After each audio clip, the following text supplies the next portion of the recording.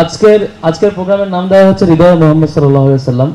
আমি ভাবছিলাম যে পৃথিবীর যে কোনো ক্যাটাগরির, যে কোনো বয়সের, যে কোনো চিন্তার মানুষের হৃদয়ের মোহাম্মদ সাল্লাল্লাহু আলাইহি সাল্লাম নিশ্চয়ই থাকবেন, যদি মোহাম্মদ সাল্লাল্লাহু আলাইহি সাল্লামের বার্তা তার কাছে পৌঁছায়। কারণ আমরা আমরা দেখেছি রাসূল সাল্লাল্লাহু আলাইহি সাল্লাম একই সাথে প্রচণ্ড ক্রাইসিসে থাকা অবস্থায় কি করে অনুপ্রেরণা হৃদয়ে রেখে কাজ চালিয়ে যেতে হয়।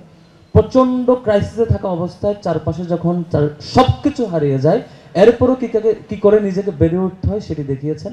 আবার দেখিয়েছেন যে প্রচণ্ড ক্ষমতা তার হাতে থাকার সময়, কিংবা রাষ্ট্রের সকল অথরিটি তার হাতে থাকার সময়ও কিভাবে সকল মানুষকে ধারণ করে বিনয়ের সহিত সব কিছুকে চালিয়ে নিয়ে যেতে হয় সেটিও দেখিয়েছেন।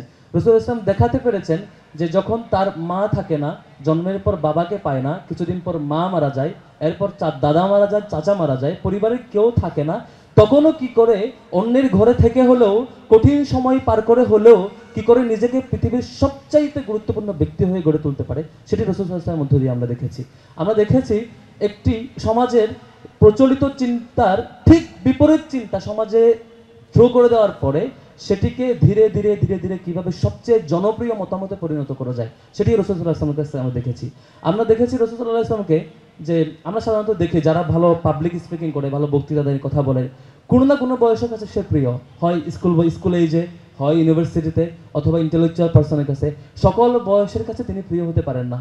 রাসূল সাল্লাল্লাহু আলাইহি ওয়াসাল্লাম একমাত্র ব্যক্তি যিনি সকল ক্যাটাগরির, সকল বয়সের, সকল জেন্ডারের, সকল মানুষের কাছে একদম প্রিয়তম এবং অনুকরণীয় ব্যক্তি হতে পেরেছেন। এবং একই সাথে দেখেছি সাধারণত খুব কম মানুষই পাওয়া যায় দুনিয়াতে যার কাছে সব কিছু মন খুলে বলা যায়, সব ব্যথা তার কাছে আসলে দূর হয়ে যায়, সব কষ্ট তার কাছে আসলে শেয়ার করা যায়। একদম চরম শত্রুতম ব্যক্তিও তার জন্য প্রশংসা করতে বাধ্য হয়, খুব কম মানুষই আমরা দেখেছি। শুধুমাত্র সেটা পেয়েছি একমাত্র রাসূল সাল্লাল্লাহু আলাইহি ওয়াসাল্লামকে, যে রাসূল সাল্লাল্লাহু আলাইহি ওয়াসাল্লাম এমন করে দেখিয়েছেন তিনি নিশ্চয়ই সবার হৃদয়ে থাকেন।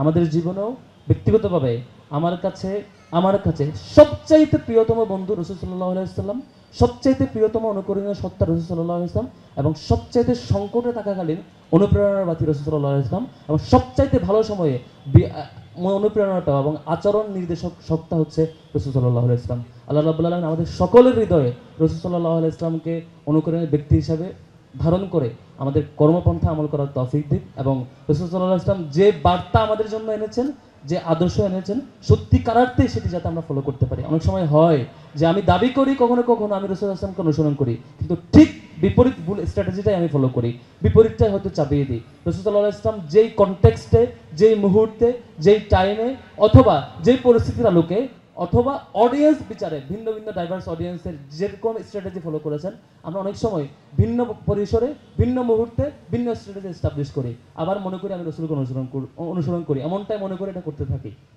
আমাদের প্রত্যেকের করণীয় থাকবে, শুধু গানে গানে না, আজকে গানে গানে হচ্ছে, বাসায় যেও আমার করণীয় থাকবে, রবিউল আউয়াল পার হয়ে গেলেও আমার করণীয় থাকবে আমাদের প্রত্যেকেই আল্লাহ রাসূলকে বোঝা, তার লাইফের ধরনকে বোঝা, স্ট্র্যাটেজিকে বোঝা, এবং আমাদের প্রত্যেকের লাইফকে, আচরণকে, কথাকে, উদ্দেশ্যকে, আদর্শকে এবং চালচলনকে রাসূল সাল্লাল্লাহু আলাইহি ওয়াসাল্লামের আলোয় আলোকিত করা। আল্লাহ রাব্বুল আলামিন আমাদেরকে সেই পথে কবুল করুক। আমার তৌফিক ইল্লা বিল্লাহ। শশাসকে আবারও ধন্যবাদ। আসসালামু আলাইকুম ওয়া রাহমাতুল্লাহ।